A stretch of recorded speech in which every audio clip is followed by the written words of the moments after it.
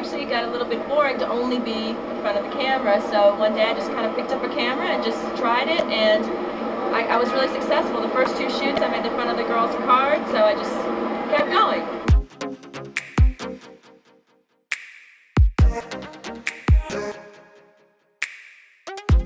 Here we are. We are doing a model test on our model Natalie, and I will be talking a little bit about what models need for their first test and what we as agents are looking for in a model's first shoot. The first thing I will concentrate on is doing a beautiful, just a natural headshot of Natalie. Just gonna concentrate on a beautiful, clean beauty, which is what all models need. You know, all photographers are different. I only shoot on location, and I love different funky backgrounds, so you'll always see me in front of a crumbling wall somewhere. Beautiful. Let me see maybe if you, I always like models to have maybe a smile too, and it feels kind of goofy, but just kind of smile and maybe like look off camera a little bit. Cute, people love a smile. Basically what I'm trying to do with Natalie's first shoot, I needed to get a natural headshot, which I've done.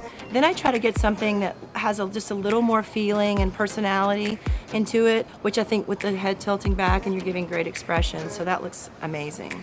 The other thing that I always like to do in my tests, and that what we look for in a test, is to get a full-length shot of the model.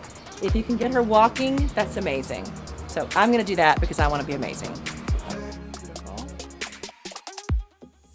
I like to use as many different locations as possible because a lot of times if I get a shoot back, it looks like it's from a few different days.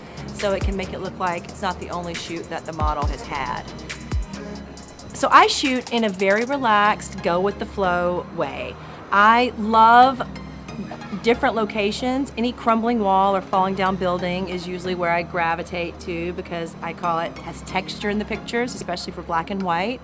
When testing photographers come to us, the most important thing I tell them is I would like one beauty shot.